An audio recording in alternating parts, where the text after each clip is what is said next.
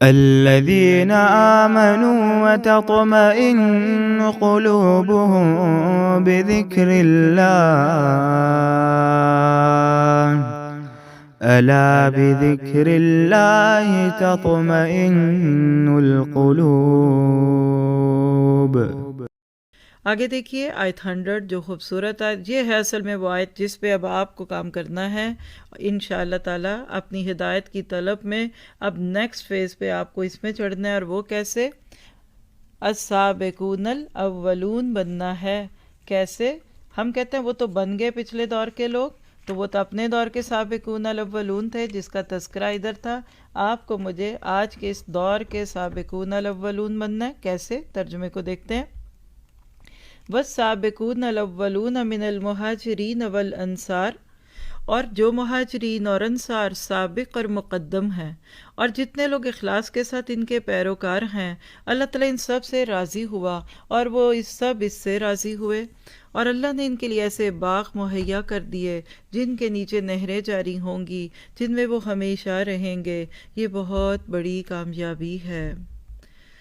السابقون الاولون، اور انجام دیکھ لیجئے، رضی اللہ عنہم ورضوا عنہ۔ یہ ہے آپ کا میرا گول۔ زندگی میں ہر انسان کے پاس ایک ہی جتنا وقت ہے۔ ٹھیک ہے، سکلز اور نعمتیں کم و بیش ہو سکتی ہیں، عمر کا فرق ہے، لیکن جب بھی نیکی کا موقع آتا ہے تو ہمارے پاس یہ دو ہی چیزیں ہوتی ہیں۔ اللہ کے نبی صلی اللہ علیہ وسلم کی پکار کو لبیک کہنے والے لوگ بھی دو ہی طرح کے تھے۔ کچھ وہ لوگ تھے کہ جنہوں نے اللہ کے نبی صلی اللہ علیہ وسلم کی پہلی پکار پہ ہاتھ رکھے۔ بس آپ دیکھیں، آپ کے سامنے ایک فلو چارٹ ہے کہ بس السابقون الاولون کے لیے بشارتیں ہیں کیا؟ رضی اللہ عنہم ورضوا عنہ۔ دنیا کا سب سے بڑا ٹائٹل، سب سے بڑا ایوارڈ، پرائڈ آف پرفارمنس کیا کرے گا؟ Guinness book of world record میں نام گیا تو کیا ہو جائے گا؟ پوری دنیا آپ کو جاننے لگ گئی، آپ فیمس ہو گئے تو کیا ہوگا؟ لیکن رضی اللہ عنہم ورضوا عنہ، یہ وہ ٹائٹل ہے جس کو پانے کے لیے کوشش کریں، کہ جس کو قرآن ایک اور جگہ کہتا ہے کہ وَفِي ذَلِكَ فَلْيَتَنَافَسِ الْمُتَنَافِسُونَ۔ بس اس میں محنت کرنی چاہیے، اس کی رغبت کرنی چاہیے، رغبت کرنے والوں کو۔ غزوہ بدر بالکل نئی جنگ تھی، ابھی کچھ بھی نہیں پتا تھا کیا ہوگا۔ لوگوں نے ایزی لیا، لیکن 313 نے فوراً کہا لبیک اللہم لبیک۔ نہ اس وقت یہ پتا تھا کہ اس کے بعد اصحاب البدر کا یہ مقام ہوگا کہ اللہ آسمان سے جھانک کے کہہ دے گا کہ آج کے بعد کوئی بھی نیکی نہ کرو تو تم جنتی ہو۔ پہلے نہیں پتا ہوتا آپ کو کیا ملنے والا ہے، لیکن بس بلا سوچے لبیک کہہ دیجئے۔ انہوں نے لبیک کہا۔ بعد میں لوگوں کو پتا چلا ان کے تو اتنے درجے، یوم الفرقان پہ آ گئے اور یہ ہوا۔ آپ کہنے لگے اللہ کے نبی پھر کوئی موقع آئے؟ کہا اچھا وہ تو اب پھر آئے گا تو آئے گا۔ تو کیا پتا چلا؟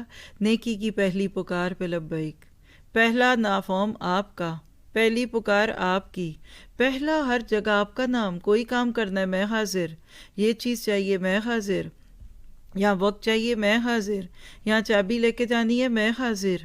اور پھر یہ لوگ کمال حسن و خوبی تک، اینڈ تک اس کام کو انجام دیتے رہے۔ لکھیے دو لفظ، آپ عربی پہ نظر ڈالیں نا تو سابقون اور الاولون۔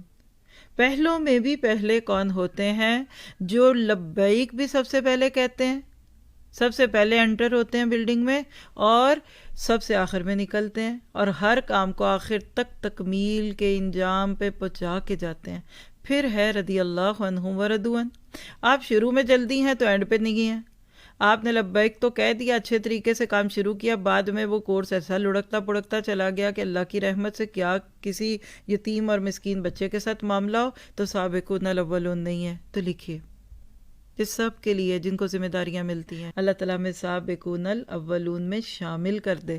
اور یہ وہ وقت ہوتا ہے جس وقت ہم عذر بہانوں میں کھوئے ہوتے ہیں، اصل میں وہ وقت ہوتا ہے جس وقت ہمیں اللہ تعالیٰ کوئی مقام دینا چاہتا ہے، لیکن کبھی لوگ سستی کی وجہ سے نہیں کرتے۔ نوٹ کیجئے کہ کون بندہ جلدی سے لبیک کہہ دے گا؟ جو پہلے سے تیار ہوگا۔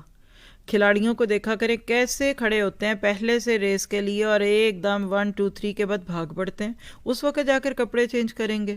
تو جنہوں نے پہلے سے تیاریاں کی ہوتی ہیں جو پہلے سے اس چیز کی ہرس رکھ رہے ہوتے ہیں نا، وہ اس کام کے اوپر لبیک کہتے ہیں. ابھی سے پلان کیجئے، ارادے کیجئے، ہم نے کہاں کدھر کیا کام کرنا ہے، اور ہم نے اس پہ لبیک کہنا ہے.